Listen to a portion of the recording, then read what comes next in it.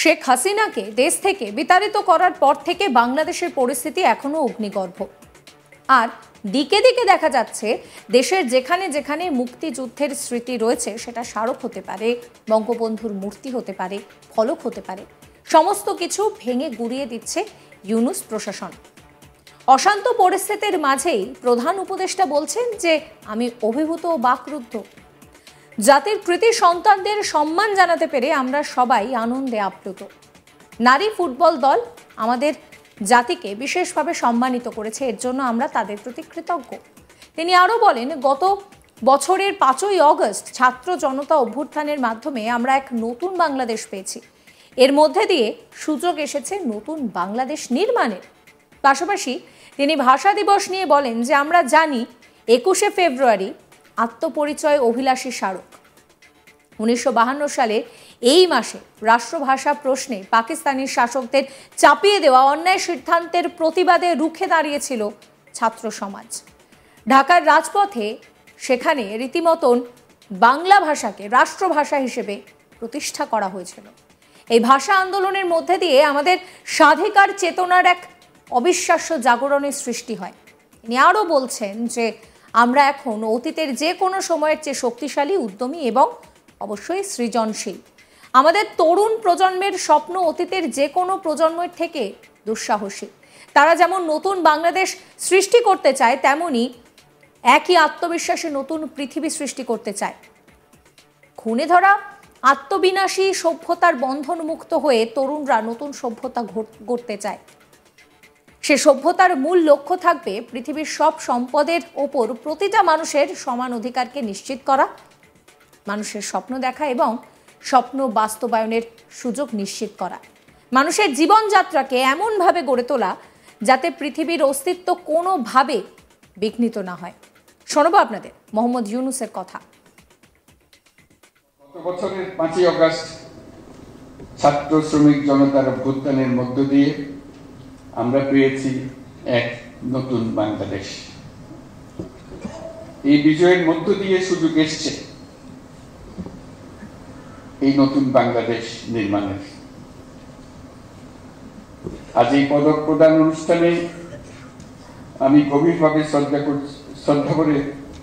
শ্রদ্ধা করে স্মরণ করছি দেশমাতৃর জন্য বিভিন্ন লড়াই সংগ্রাম, 52 ভাষা আন্দোলন, 71-এর মহান মুক্তিযুদ্ধ এবং 24-এর গণ অভ্যুত্থানে যে সকল সাহসী ছাত্র শ্রমিক জনতা প্রাণ বিসর্জন দিয়েছেন এবং আহত হয়েছেন তাদের সকলকে।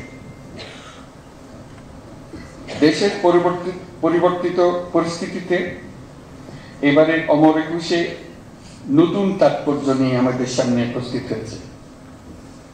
আমরা জানি 21শে ফেব্রুয়ারি আমাদের আত্মপরিচয়ের অবিনাশী স্মারক। আমাদের স্বাধিকার চেতনার প্রাণ প্রবাহ 21শে ফেব্রুয়ারি।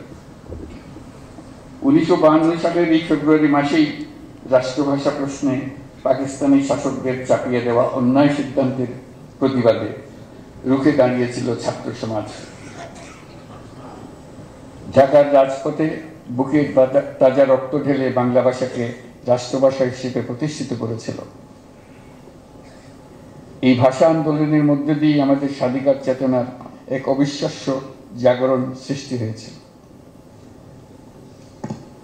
আমরা এখন অতীতের যে কোনো সময়ের চাইতে বেশি শক্তিশালী, উদ্যমী এবং সৃজনশীল। আমাদের তরুণ প্রজন্মের স্বপ্ন অতীতের যে কোনো প্রজন্মের স্বপ্নের চাইতে দুঃসাহসী।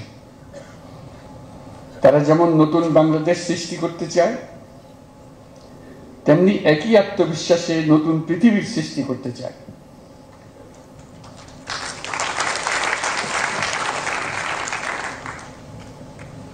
নতুন পৃথিবী সৃষ্টিতে তারা নেতৃত্ব দিতে চায়। সেই নেতৃত্ব দেওয়ার জন্য তারা প্রস্তুত।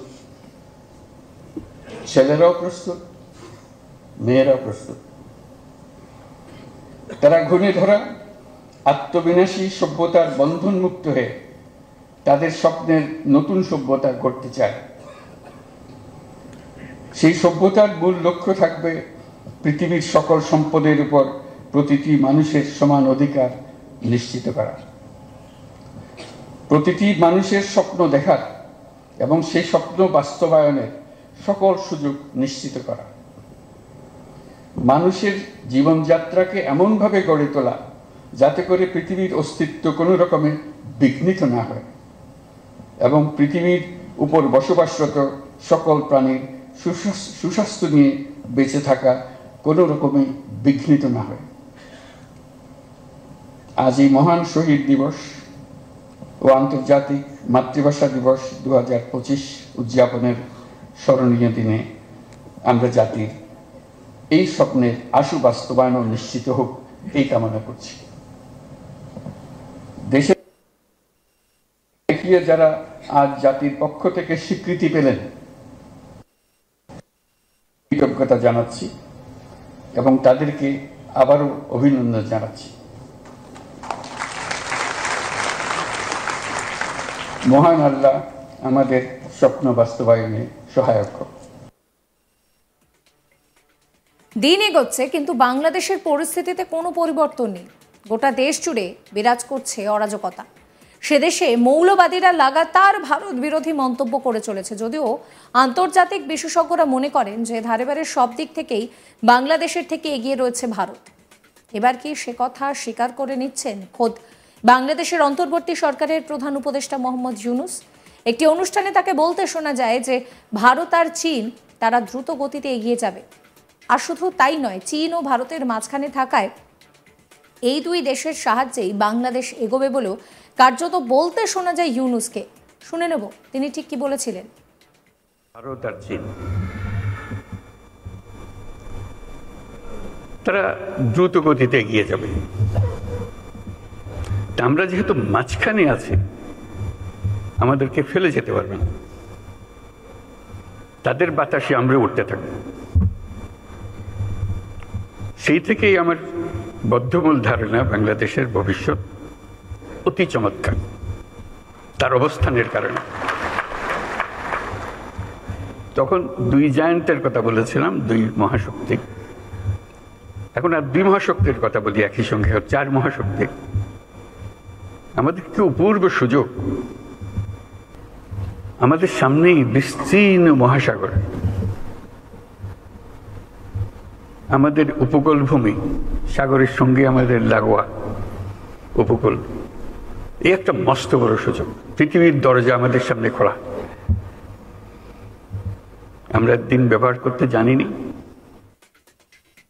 এই ভিডিও সম্পর্কে আপনাদের মতামত জানাবেন। সমস্ত খবরের আপডেটের জন্য সাবস্ক্রাইব করবেন আজ তাক বাংলার ইউটিউব চ্যানেলকে, যাতে কোনো খবরের আপডেট মিস না হয়। নোটিফিকেশন পেতে বেল আইকনে ক্লিক করবেন, ফলো করবেন হোয়াটসঅ্যাপ চ্যানেলও।